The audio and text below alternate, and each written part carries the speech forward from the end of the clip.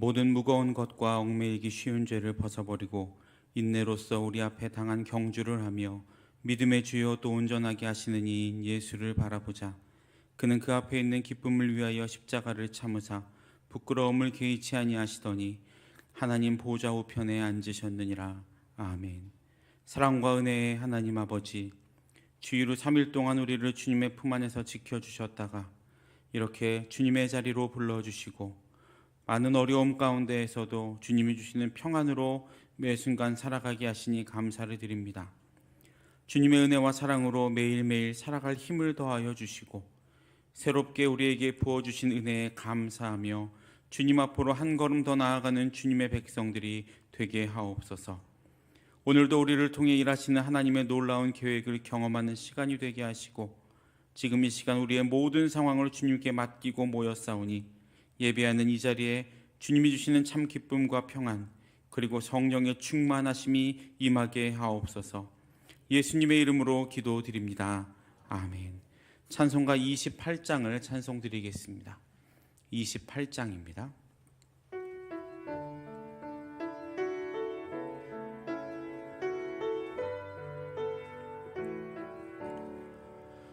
복의 근원 강림하사 찬송하게 하소서.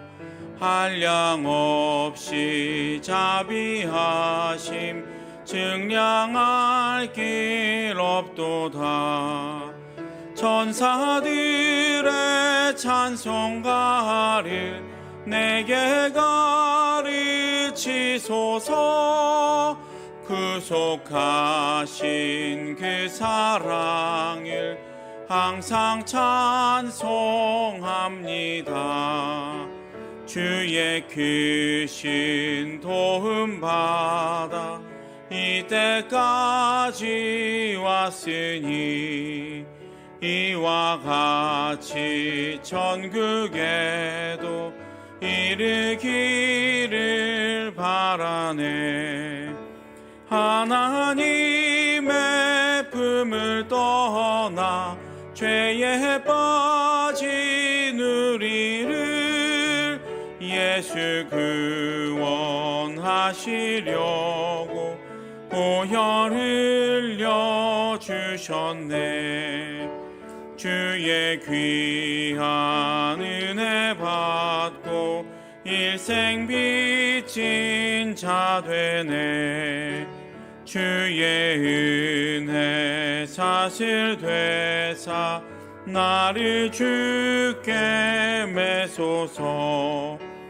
우리 마음은 연약하여 범죄하기 쉬우니 하나님이 받으시고 천국인을 지소서.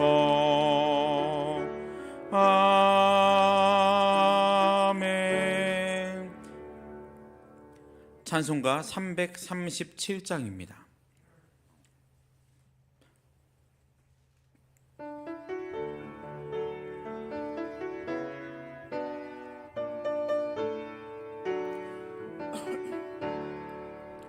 내 모든 시험 무거운 짐을 주 예수 앞에 아뢰이면 근심에 쌓인 날 돌아보사 내 근심 모두 맡으시네.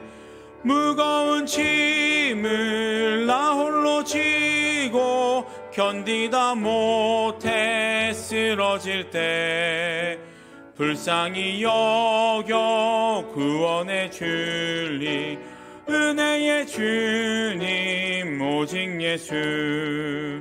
내 모든 괴로움 닥치는 환난 주 예수 앞에 아뢰이면 주께서 친히 날 구해 주사 넓으신 사랑 베푸시네.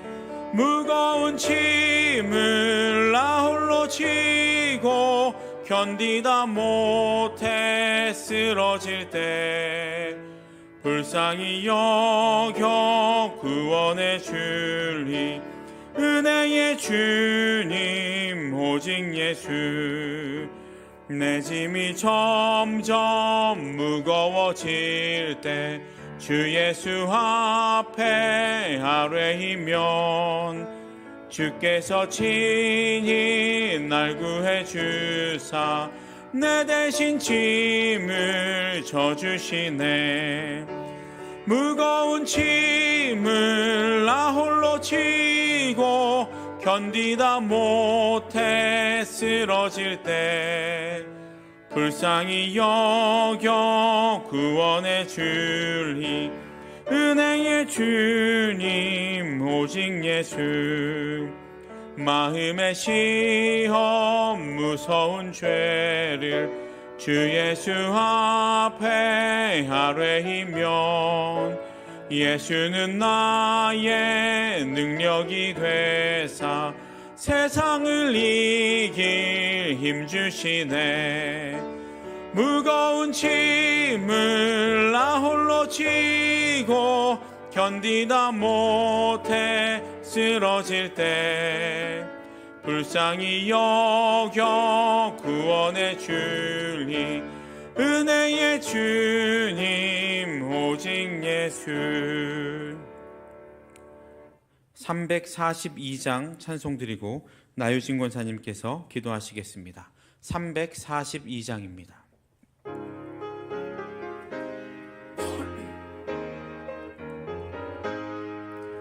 너 시험을 당해 죄 짓지 말고 너 용기를 다해 곧 물리치라. 너 시험을 이겨 새 힘을 얻고 예수를 믿어 우리 구주의 힘과 그의 위로를 빌라. 주님 내 편에 서서 항상 도우시리. 내 친구를 삼가 잘 선택하고 너행을 삼가 늘 조심하라. 너 열심을 다해 늘 충성하고 온 정성을 다해 주 봉사하라. 우리 구주의 힘과 그의 위로를 빌라. 주님 내 편에 서서 항상 도우시리. 잘 이기는 자는 상 받으리니 너 낙심치 말고 늘 전진하라. 내 구세주 예수 힘 주시리니 주 예수를 믿어 늘 승리하라. 우리 구주의 힘과 그의 위로를 빌라. 주님 내 편에 서서 항상 도우시리.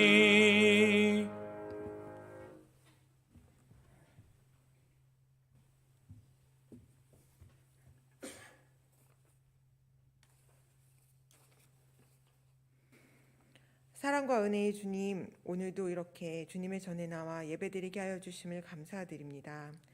언제나 변함없이 우리를 사랑하시고 머리털까지 세심받으신 주님, 우리의 일거수일투족을 지켜주심을 감사드립니다. 그러나 우리는 우리의 의지로 우리의 자아로만 살아가려는 습성을 버리지 못하고 자꾸 어긋난 길로 들어서려 합니다. 주님, 회개하오니 주님께서 나의 옆에 계심을 깨닫고 주님을 바라보며 주님의 길로 나아가게 하옵소서. 성령 충만케 하셔서 기쁨과 감사의 고백이 넘쳐나게 하여 주시옵소서. 세상의 주관자이신 주님, 이 나라와 세계를 불쌍히 여기시어 세상 권력자들이 자신들의 명예와 권한과 이익만을 추구하는 것이 아니라 진정으로 인권을 귀히 여기고 국민을 존중하며 나라를 우선적으로 생각하여 책임과 의무를 다하게 하여 주옵소서. 그리하여 하나님 보시기에 부끄럽지 않은 국정 운영을 할 수 있도록 하여 주시옵소서. 전쟁과 전쟁 위협들, 아직도 끝나지 않은 코로나와 경제 위기, 그리고 수많은 가슴 아픈 사건과 사고들이 불안을 가중시키고 있습니다. 주님, 이 불안들 안에서 이겨낼 수 있도록 우리를 담대하고 강하게 하여 주시고 이 혼란을 지혜롭게 해결해 나갈 수 있도록 이끌어 주시고 회복시켜 주시옵소서. 은퇴를 앞두신 이의식 목사님과 함께 하셔서 그동안의 수고를 위로하시고 은퇴 이후의 모든 삶에도 복의 복을 더하여 주시옵소서. 후임으로 오실 정명성 목사님과도 함께 하여 주셔서 우리 성도들과 교육자분들과 하나 되어 영적으로 부흥하고 사랑과 배려가 충만한 수유동 교회가 되게 하여 주시옵소서. 지역사회에서 긍휼을 베풀며 본이 되고 복음과 진리를 전하며 한 영혼 한 영혼을 구하는 주님의 영광된 교회가 되게 하여 주시옵소서. 내일은 수능이 있는 날입니다. 마음을 강하고 담대히 하고 두려워 말라. 어디로 가든지 하나님께서 함께 하시겠다 하셨으니 오랜 시간 인내하며 준비한 수험생들이 주님을 의지하며 나아갈 때에 힘을 주시고 주님의 평강으로 마음을 지켜주시어 담대히 시험을 치를 수 있게 하여 주시옵소서. 아쉬움과 후회 없게 하여 주시옵소서. 시험장에 가는 길부터 시험 보는 모든 과정들 끝나는 그 시간까지 안전하게 지켜주시옵소서. 말씀을 전하시는 강신일 목사님과 함께 하셔서 성령 충만하게 하여 주사 목사님을 통해 주시는 말씀 듣고 은혜 충만하게 하시고 그 말씀대로 살아가는 행함이 있는 삶을 살아갈 때 승리하게 하여 주시옵소서. 특송을 하는 카리스 찬양단의 찬양을 받아주시고 은혜와 축복을 더하여 주옵소서. 특별히 이번 주 주일 오후 찬양 예배는 전교인 찬양 집회로 드립니다. 아이들부터 청장년까지 모든 성도님이 참여하여 찬양으로 주님께 영광 돌리는 귀한 예배 되게 하여 주시옵소서. 예배의 모든 순서를 주님께 올려드리오며 예수님 이름으로 기도드립니다. 아멘.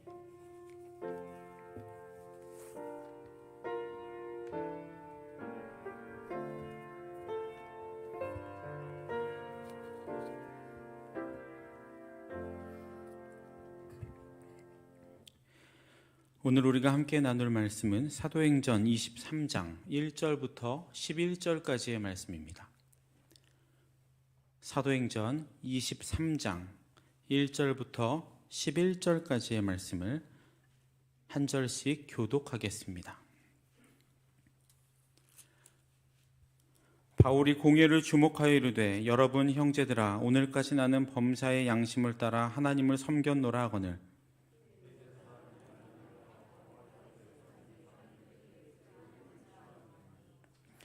바울이 이르되 회칠한다며 하나님이 너를 치시리로다.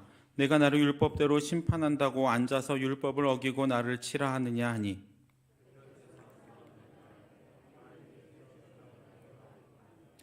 바울이 이르되 형제들아 나는 그가 대제사장인 줄 알지 못하였노라. 기록하였으되 너희 백성의 관리를 비방하지 말라 하였느니라 하더라.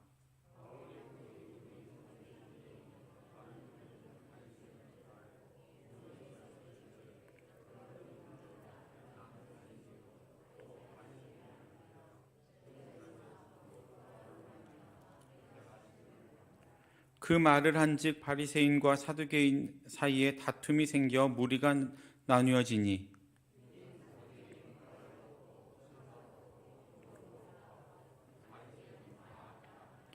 크게 떠들세 바리새인 편에서 몇 서기관이 일어나 다투어 이르되 우리가 이 사람을 보니 약한 것이 없도다. 혹 영이나 혹 천사가 그에게 말하였으면 어찌하겠느냐 하여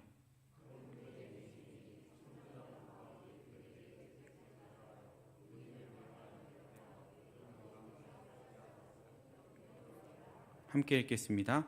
그날 밤에 주께서 바울 곁에 서서 이르시되 담대하라. 내가 예루살렘에서 나의 일을 증언한 것 같이 로마에서도 증언하여야 하리라 하시니라. 아멘. 이 시간 카리스 찬양단 특송해 주시겠습니다.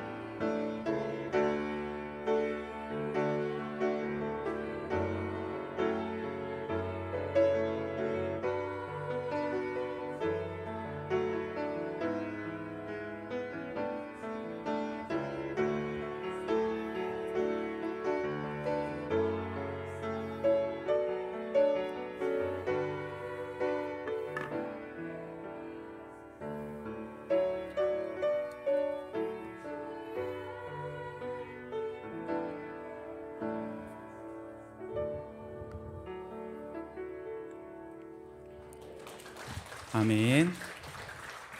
네, 감사합니다. 은혜로운 찬양, 삼중창이었죠. 피아노와 목소리와 손으로 아름다운 찬양을 하나님께 올려 드리며 참 감사를 드립니다.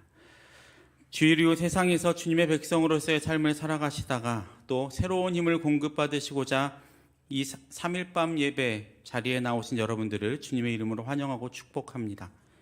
참으로 바쁘게 돌아가는 우리의 일상이지만 일주일의 중간인 이 수요일 저녁을 따로 떼어서 주님께 드리는 것은 이 그리스도인인 우리가 세상에 속해서 살아가지만 세상의 흐름에 발맞추지 않고 그 흐름을 하나님께 맡기겠다는, 더 나아가서 이 모든 시간의 주인이 하나님이심을 선포하는 귀한 믿음의 결단이고 고백입니다. 그리고 그 마음의 고백이야말로 하나님을 기쁘게 하고 세상을 이롭게 하는 귀한 고백인 줄로 믿습니다. 우리 옆에 계신 분들과 매일 기도하고 있습니다. 함께 인사 나눠주시기 바랍니다. 네. 오늘 본문의 배경은 사도 바울이 예루살렘에서 로마로 가는 과정의 중간 지점의 시기에 일어난 상황입니다. 사도행전을 쭉 읽어보시면 아시겠지만 바울은 예루살렘에 도착해서도 끊임없는 환난과 고난을 겪습니다. 매질과 체포와 모욕과 위협을 견디면서 주님을 만나는 과정이 사도행전에 잘 담겨져 있죠. 21장의 마지막 부분에서 바울은 유대인들로부터 생명의 위협을 받지만 로마의 천부장은 바울을 체포함으로써 오히려 바울을 그 어려움에서 벗어나게 하고 바울은 그곳에서 공식적으로 그 자리에 모여있는 사람들 앞에서 복음을 전하게 됩니다. 그리고 그렇게 공식적인 복음 전파의 모습이 담겨진 부분이 오늘 본문 앞의 내용인 22장의 내용입니다. 하지만 그 복음 전파의 말미에 사람들은 다시 한번 바울을 향해 들고 일어납니다.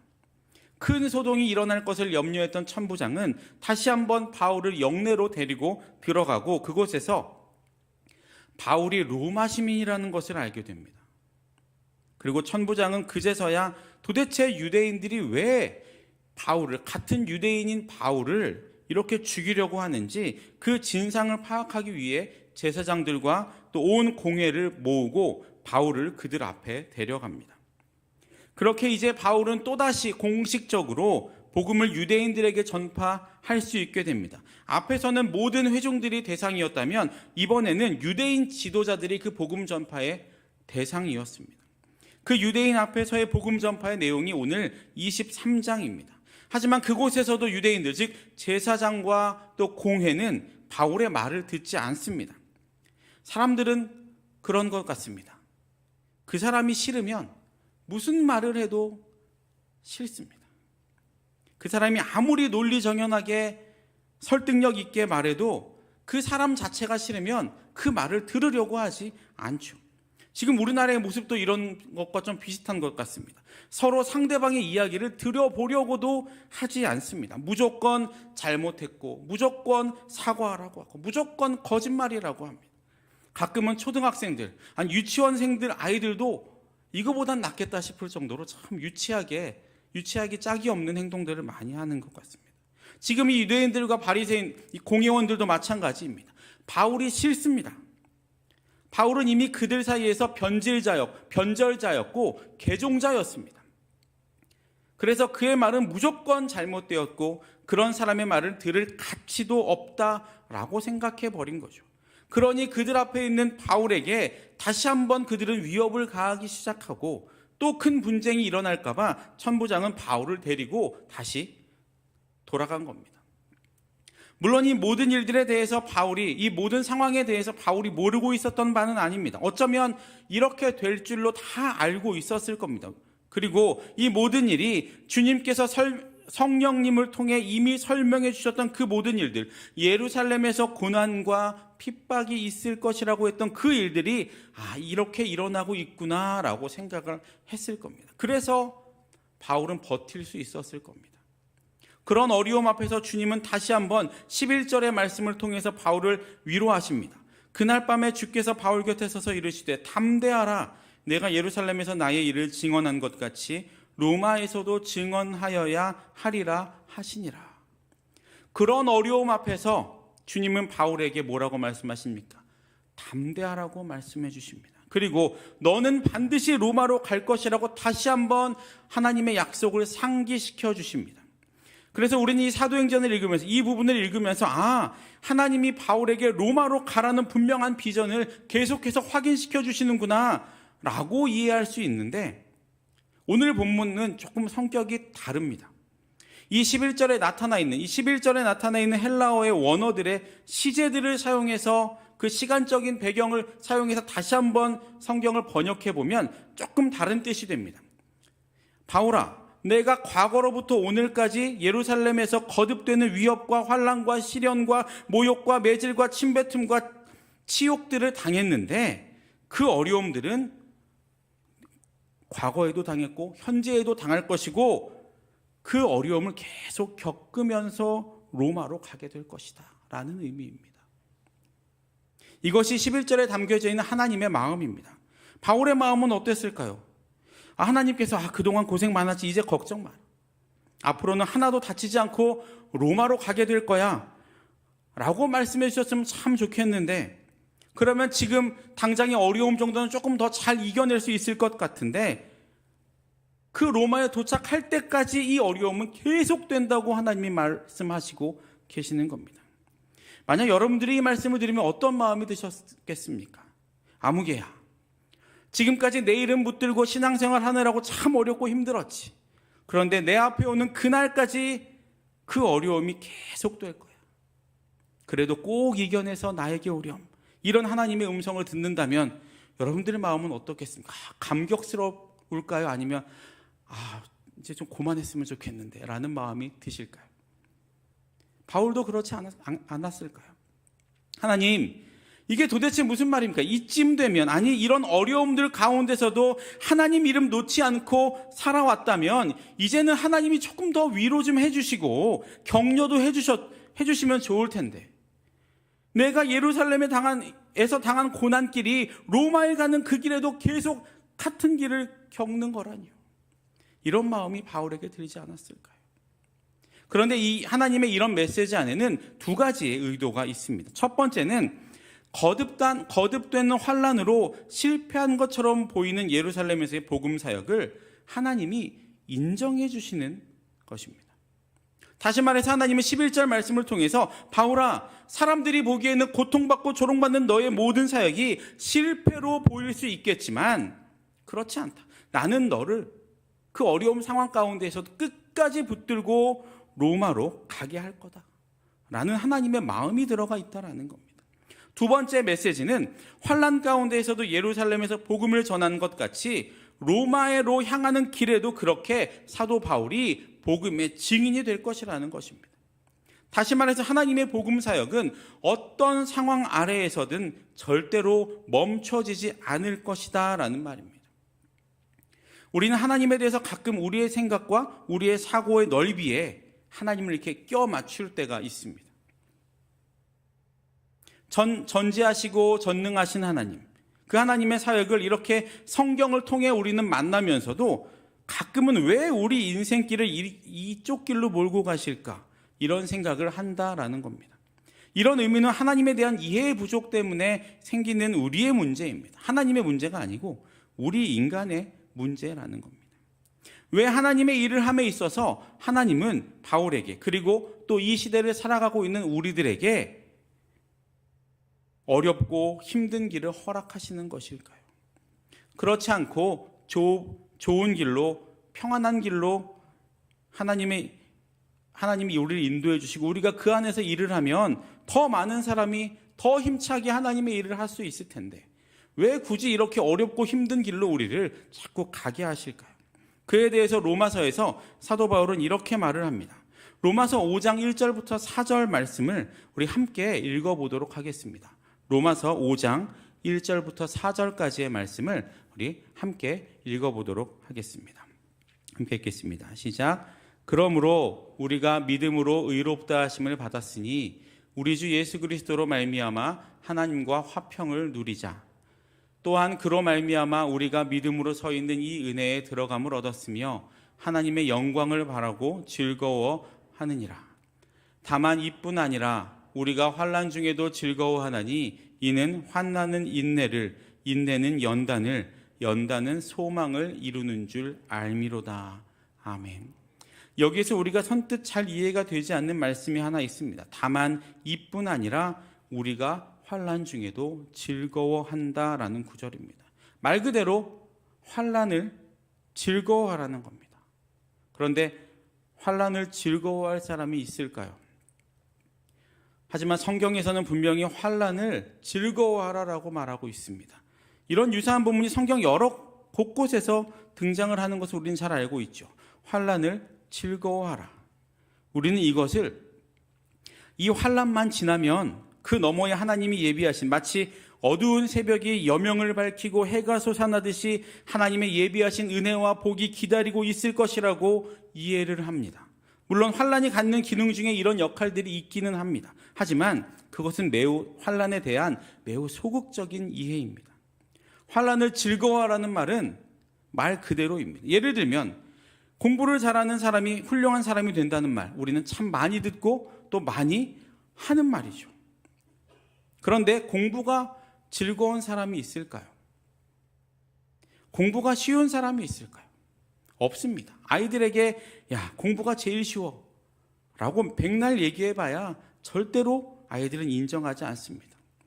그렇다면 이 말, 공부 잘하면 훌륭한 사람이 된다는 이 말은 어떤 의미입니까? 공부가 힘이 드는 것은 사실이지만 그 공부의 의미를 정확히 알고 공부의 목적에 대해서 정확히 알고 열심을 내고 시험을 치르고 자격증을 따고 거기에만 머무르지 않고 공부하는 과정들을 통해서 인격이 성장하고 성숙된다는, 공부의 어떤 궁극적인 가치와 목적을 알 때는 공부하는 일이 힘들지만 즐거울 수 있다라는 말입니다. 즉 환난 중에도 즐거워한다라는 것은 환난을 통해서 우리가 인내하는 것을 배우고 그 인내를 통해서 결국 소망에까지 이르게 된다라는 의미입니다. 그것을 알 때, 환난이 소망으로 가는 길임을 안다면 우리는 환난 중에서도 즐거워할 수 있다라는 말입니다. 바울에게뿐만 아니라 우리 그리스도인들에게 하나님이 환난을 주시는 이유가 몇 가지 중요한 이유가 있습니다. 첫 번째는 이 환난이 그리스도인인 우리에게 주는 복이 분명히 있기 때문입니다. 환난을 통해서 인간은 주님의 필요성을 절실하게 깨닫게 됩니다. 내가 아무것도 아니라는 것을 알게 된다는 겁니다. 그러면 안 되지만 우리는 참 연약해서 우리의 삶이 평안해지고 우리의 삶에 아무 문제가 없어질 때는 우리의 신앙이 떨어지는 것은 사실 부인할 수 없는 것 같습니다. 내 생활이 편하고 내 앞길이 잘 풀릴 때는 절실한 마음으로 하나님을 잘 찾지 않는다는 겁니다. 이럴 때 하나님을 정말 의지하는 신앙이야말로 정말 튼튼한 신앙인데 그것이 참 어려운 것 같습니다. 꼭 내 몸이 아프거나 내 가족에게 무슨 일이 생기거나 사업이나 하는 일이 무슨 일이 생길 때 천부여 의지 없어서 손 들고 주님 앞에 나갑니다. 찬송을 부르며 주님 앞에 나아온다는 겁니다. 그리고 주님 어떻게 해야 할까요? 이 짧은 한마디가 그제서야 터져나옵니다. 이것이 환난이 우리에게 주는 1차적인 유익입니다. 주님 어떻게 해야 할까요? 주님을 의지하는 마음이 이때 더 깊이 생겨난다는 거죠. 두 번째로 환난은 나 자신에 대해서 명명백백하게 알 수 있다는 겁니다. 환난을 경험하고 이곳저곳 사방에서 몰아치는 어려움 가운데 또 그 안에서 하나님을 찾는 과정을 통해서 내가 몇 점짜리 성도인지 알 수 있게 된다는 겁니다. 여러분, 우리는 매우 관념적인 신앙생활을 하고 있습니다. 예를 들면 남의 허물을 논할 때는 누구 할 것 없이 그 신앙 수준이 웬만한 사역자 뺨을 칠 정도로 높습니다.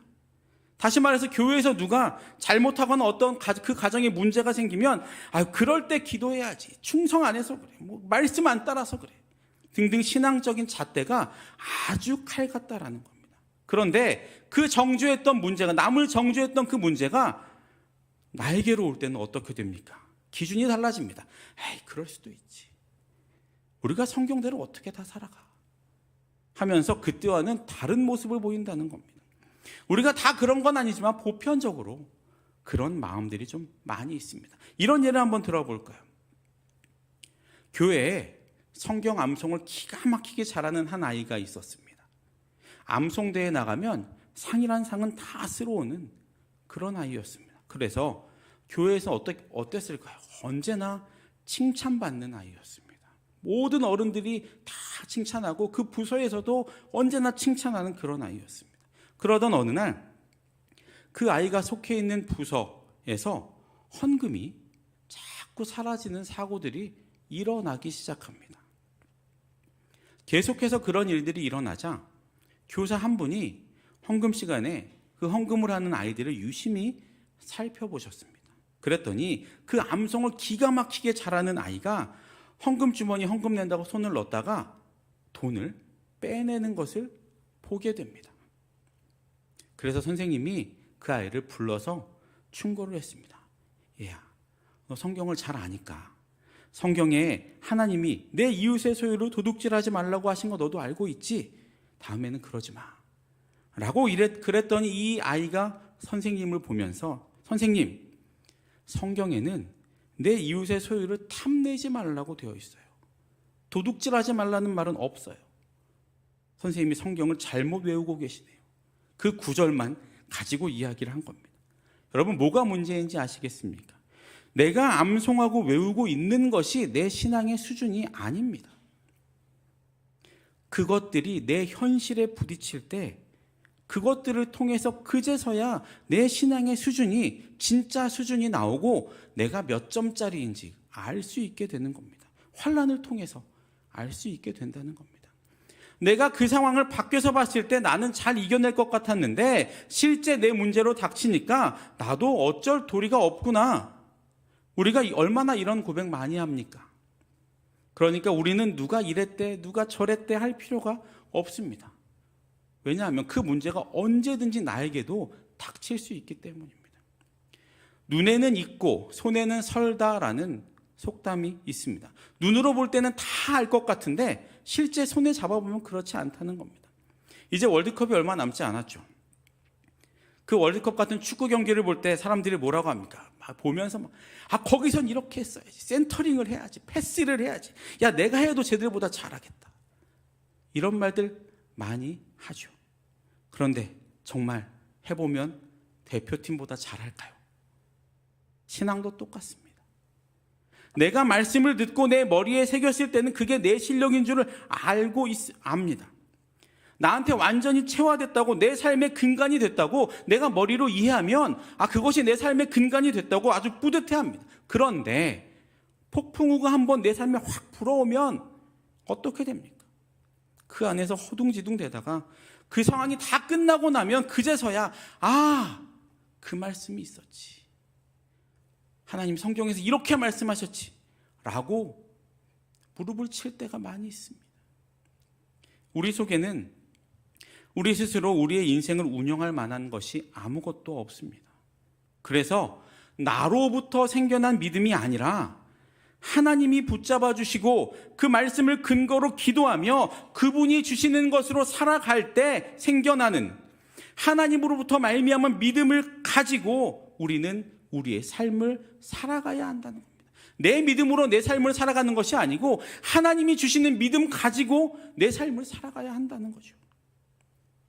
그래서 그분이 주시는 것으로 살 때 그것이 진짜 우리의 힘이 되는 겁니다.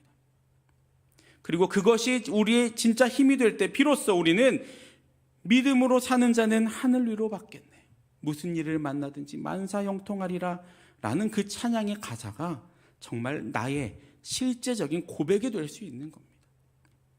이렇게 고백할 수 있는 것이야말로 우리 그리스도인들이 가질 수 있는 가장 큰 복이 아닐까요? 믿음으로 사는 자는 하늘 위로 받겠네, 무슨 일을 당하든지 만사형통하리라.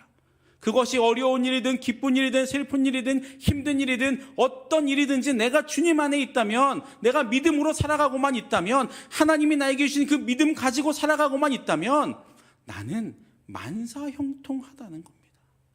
이런 고백들이 저와 여러분들에게 충만히 임하시기를 간절히 소망합니다. 마지막으로 세 번째, 하나님이 우리에게 환난을 주시는 이유는 무엇일까요? 그것은 이 환난이 우리를 더 귀한 존재로 만들어준다는 겁니다. 우리는 욥을 잘 알고 있습니다. 여러분, 욥이 어떤 죄가 있고 어떤 잘못이 있어서 그런 어려움을 당했습니까? 그렇지 않죠. 성경은 욥을 소개할 때 동방 사람 중에 가장 훌륭한 자라고 소개합니다.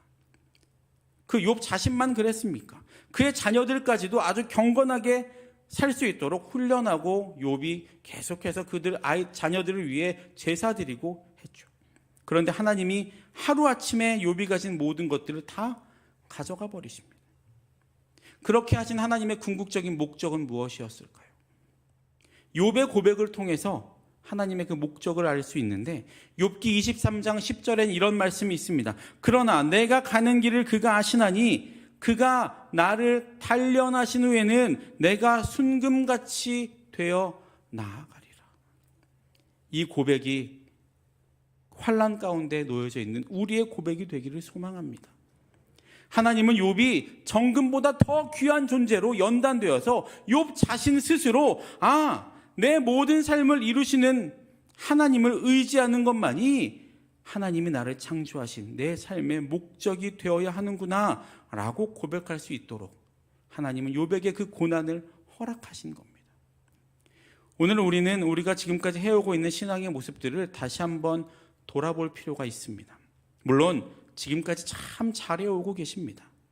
제가 감히 어떻게 여러분들의 신앙생활을 판단할 수 있겠습니까? 저보다 더 훌륭하게 더 열심으로 신앙생활 해 오셨을 테니까요. 제가 이런 말씀을 드리는 이유는 여러분들의 신앙생활을 판단하고자 함이 아니라 나 스스로 나의 신앙의 길을 한번 되짚어 보시라는 말입니다. 남의 것 돌아보실 필요 없고, 저 사람이 어떻게 신앙생활을 했는지 그거 돌아볼 필요 없고, 내가 어떻게 신앙생활을 하고 지금 있는지를 다시 한번 돌아보시라는 말입니다. 여러분, 신앙생활이라는 말 어떻게 정의하실 수 있습니까? 여러분의 자녀들이나 또 손주들이나 아이들이 신앙생활 잘하는 게 뭐예요? 라고 물어봤을 때 어떻게 대답하실 겁니까? 예를 들어 주일 내외 빠지지 않고 11조 감사 목적 주일원금 잘하고 제자훈련도 잘 참석하고 성경 공부도 열심히 하고 성경 통독도 열심히 하고 봉사도 잘하는 것, 이것이 신앙생활 잘하는 것입니다 라고 대답하실 겁니까? 물론 중요한 것들입니다. 하지만 신앙생활이라는 것은 거기에 머물러서는 안 됩니다. 신앙생활을 잘한다는 것은 그것을 뛰어넘어 우리 자신이, 하나님의 형상을 닮은 우리 자신이 하나님 앞에 정금보다 더 귀한 존재로 변화되어 하나님을 기쁘시게 하는 것, 그것이 정말 신앙생활 잘하는 것 아닙니까?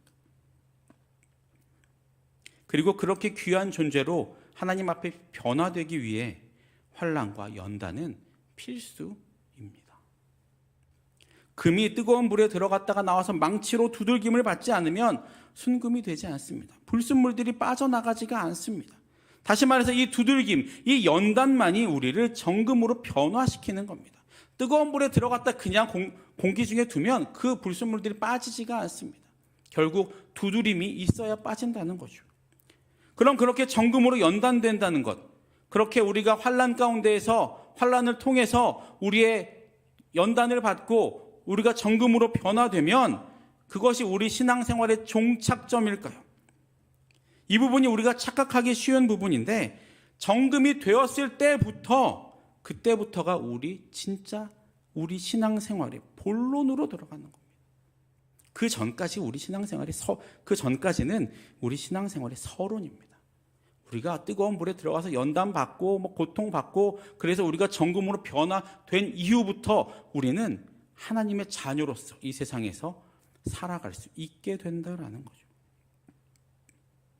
그 정금 상태로 세상으로 나아가야 하는 겁니다. 정금이 되지 않으면 이 세상에서 하나님의 백성으로 살아가기는 매우 어렵습니다. 히브리서 12장에서 하나님이 이 세상을 근본적으로 흔드신다라고 말합니다. 왜 흔드십니까? 히브리서 12장 27절은 이렇게 말합니다. 이 또 한 번이라 하심은 진동하지 아니하시는 것을 영존하게 하기 위하여 진동할 것들, 곧 만드신 것들, 변동될 것을 나타내심이라. 다시 말해서 하나님이 이 세상을 근본적으로 흔드시는 이유는 그 흔드심을 통해 없어질 것은 없어지고 남을 것만 남도록 하기 위해서 하나님이 이 세상을 근본적으로 흔드신다라고 히브리서에서는 말하고 있습니다. 반대로 말하면 그 진동을 견디지 못하는 사람은 마지막 때에 다 떨어져 나가버린다는 겁니다. 우리가 정금이 되지 않으면 그 마지막 때 흔들림에 다 떨어져 나갈 수도 있다라는 아주 무서운 경고입니다. 하나님이 우리에게 연단을 주시는 이유가 여기에 있습니다. 그 연단을 통해 우리가 이 진동에서 떨어져 나가는 사람이 되지 않게 하기 위해서 말입니다. 하나님께서 사도 바울에게 예루살렘에서 그런 고난을, 환난을 겪으며 복음을 증언한 것 같이 내가 로마로 가는 그 길에도 그런 고난과 환난을 겪으며 그렇게 복음의 증언자가 될 것이다 라고 말씀하신 이유는 결국 복음 외에 어떤 비본질적인 것들이 로마로 가서는 안 되기 때문이었습니다. 정금만 로마로, 순수한 복음만 로마로 들어가야 합니다. 복음의 정금만이 바울을 통해 증언되려면 바울을 그렇게 하나님이 연단할 수밖에 없었다는 것이죠. 사랑하는 모든 성도 여러분, 저는 오늘 하나님이 우리에게 환난을 허락하시는 세 가지 이유에 대해서 말씀을 드렸습니다. 첫 번째는 환난이 우리에게 분명한 복을 주기 때문에, 그리고 두 번째는 환난을 통해 우리는 우리를 더 정확하게 볼 수 있기 때문에, 세 번째, 환난이 우리를 더 귀한 정금과도 같은 존재로 만들기 때문에, 이 세 가지 이유를 기억하시며 오늘도 우리에게 다가오는 그 환난의 그림자 앞에서 두려움으로, 억울함으로, 낙심으로 무너지지 마시고 오히려 그 두려움 앞에, 그 어려움 앞에 당당히 맞서서 그 고난을 통해서 정금으로 거듭나 하나님이 우리를 통해 계획하신 그 복음의 전파가 온전히 일어나게 하는 복음의 증언자로서, 복음의 증인으로 우뚝 서시는 여러분들 되시기를 간절히 소망합니다.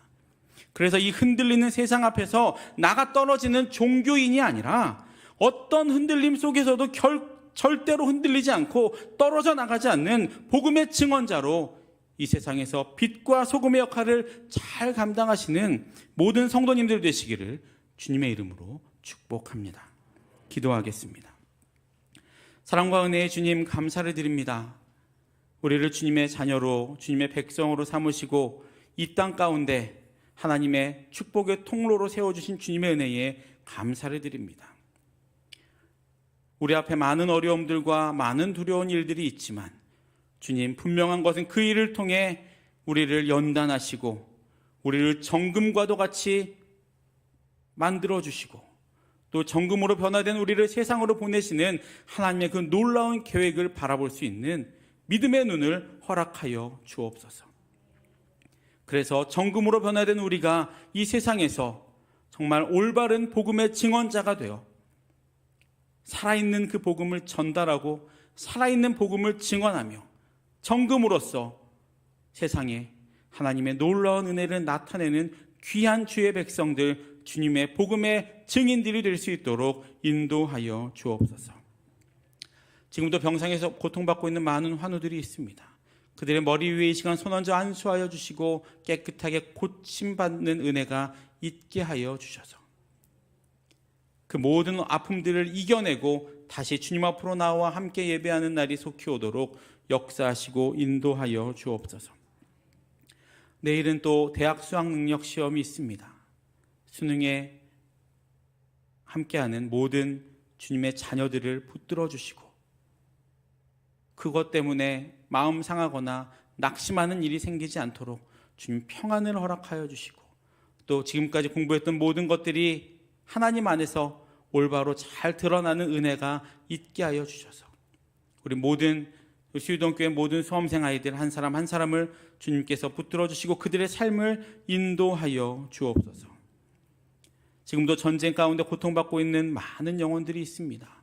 주님, 그 영혼들을 붙들어 주시고 그 땅 가운데 있는 전쟁의 그림자를 속히 제거하여 주시고 그 땅에 주님이 주시는 평안이 찾아들도록 주님 함께하여 주시고 전쟁을 일삼는 많은 지도자들을 주님께서 심판하시고 그들이 마음을 돌려 다시 한번 주님 앞으로 나올 수 있는 은혜가 있게 하여 주옵소서. 남은 한 주간도 주님의 자녀로 세상을 살아가는 우리들이 빛과 소금의 역할을 잘 감당하는 주님의 백성들이 되게 하시고, 우리를 통해, 이 수유동 교회를 통해 하나님의 복음이 널리 전파되는 은혜가 있게 하여 주옵소서. 감사를 드리며 모든 말씀 예수님의 이름으로 기도드립니다. 아멘. 교회 소식은 주보와 홈페이지를 참고해 주시고, 함께 기도했던 것처럼 내일 2023년 대학 수학능력 시험이 있습니다.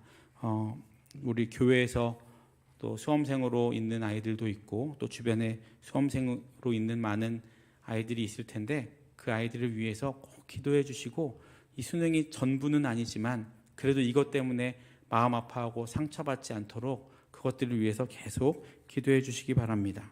그리고 이번 주 오후 찬양 예배 때는 전교인 찬양 집회가 예정되어 있습니다. 그래서 많은 성도님들도 다 함께 불러서 이 전교인 찬양 집회가 우리 수유동 교회가 다시 한번 일어나는 어떤 출발점이 될 수 있도록 계속 기도로 마음으로 모아서 준비해 주시기 바랍니다. 축도하심으로 예배 마치도록 하겠습니다. 하나님 앞에 드려지는 1000번째 헌금이 있습니다. 600번째, 772번째 예물을 받아주시고, 마음의 소원과 기도의 제목이 하나님의 방법으로 하나님의 때에 아름답게 응답되는 은혜가 있게 하여 주옵소서. 이제는 우리 주 예수 그리스도의 은혜와 하나님의 사랑과 성령님의 교통하심이 우리를 정결한 주님의 자녀로 복음의 전달자로 삼기 위해 우리에게 주시는 환난과 연단을 통해 정금으로 변화되어 이 세상에서 주님의 온전한 복음의 증언자로 살아가기로 결단하는 이 자리와 또 영상으로 예배드리는 모든 주님의 자녀들과 그들의 삶의 터전과 가정 위에, 그리고 이 수유동 교회와 이 나라와 이 민족 위에 이제로부터 영원까지 함께 하시기를 간절히 축원하옵나이다. 아멘.